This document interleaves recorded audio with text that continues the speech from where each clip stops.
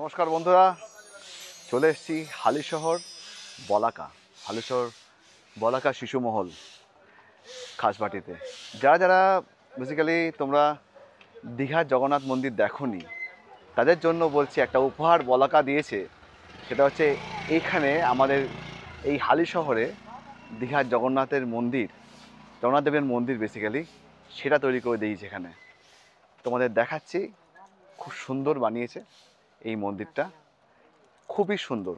এতটুকু ছোট জায়গার মধ্যে এত সুন্দর মন্দির তুলে ধরেছে, তাক লাগানো মতো। তো দেখো, স্ট্রাকচারটা দেখানোর চেষ্টা করছি। এইখান থেকে দেখো খুব সুন্দর লাগছে, পুরো চারটে ভাগ যেটা ভালো করে দেখা যাচ্ছে। আর আমি জানি এই জায়গাটা একটু ছোট, কিন্তু যতটুকু করেছে দারুণ করেছে। আর দারুণ প্রেজেন্টেশন, কোনো কিছু ছাড় নেই। খুব সুন্দর করে সব কিছু ওরা কভার করার চেষ্টা করেছে।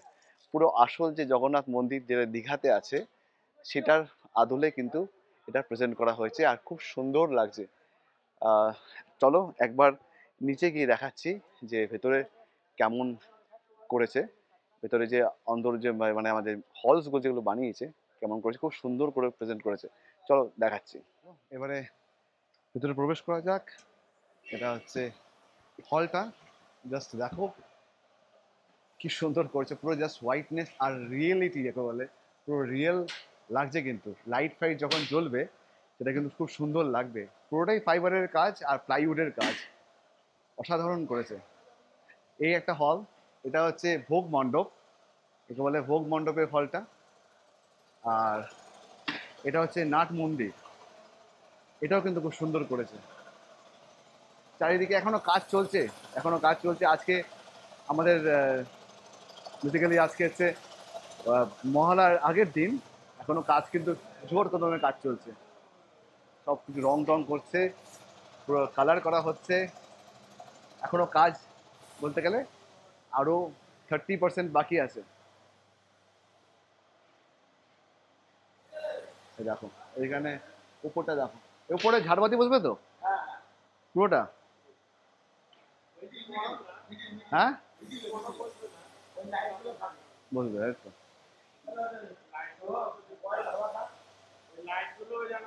হ্যাঁ, লাইটগুলো দেখবে, স্পটলাইট গুলো আছে, তাই তো? তাই তো, নিশ্চয়ই। আর জগন্নাথ দেব সামনে এখানে অবস্থান করবেন, এখানে জগন্নাথ দেব থাকবেন এখানে। আর এদিকে হচ্ছে মা দুর্গার, এই জায়গাটা মা দুর্গার স্থান এখানে হবে। মা দুর্গা এখানে থাকবে, আর জগন্নাথ দেব থাকবেন এখানে। তো জগন্নাথ দেব কিন্তু তোমরা এখানে এসে দেখতে পারবে। মানে মা এখনো আসেননি, মা আসবেন আজকে বিকেলবেলার মধ্যে চলে আসার কথা। মা আসবেন। সো হচ্ছে ব্যাপার। আশা করছি এইটা আপনাদের খুব ভালো লাগবে। পরবর্তীকালে এই যখন লাইট জ্বলবে, যখন লাইট ফাইট থাকবে এখানে, এখানে সিংহ টিংহ বসা হবে, সিংহ দাঁড় করা হবে। আর এখানে অরুণ যে স্তম্ভটা হবে, এখানে অরুণ স্তম্ভটা এখানে কিন্তু বসানো হবে। সো সব কিছুই এখানে খুব ভালো উপস্থাপনা। চলো একবার যদি ভালো লেগে থাকে তাহলে একবার লাইক কমেন্ট আর শেয়ার করে দিও। তো এটা হচ্ছে বলাকা শিশু মহল, যেটা যে বলছিলাম যে দেখো জগন্নাথের মন্দির, জগন্নাথ দেবের মন্দির, যেটা দীঘা জগন্নাথ মন্দিরের আদলে এটা এখানে প্রেজেন্ট করা হয়েছে। আর সুন্দর করেছে।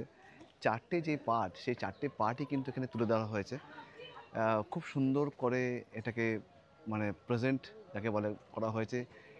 পেছনে যেটা গর্ভগৃহ যেটা দেখতে পাচ্ছ, লম্বা যে স্ট্রাকচারটা, তারপরে যাকে বলে বিমানা বলে, তারপরে জগমোহন আছে, তারপর নাট মন্দির আছে, তারপরে হচ্ছে এখানে হচ্ছে ভোগ মণ্ডপ সেটাও আছে।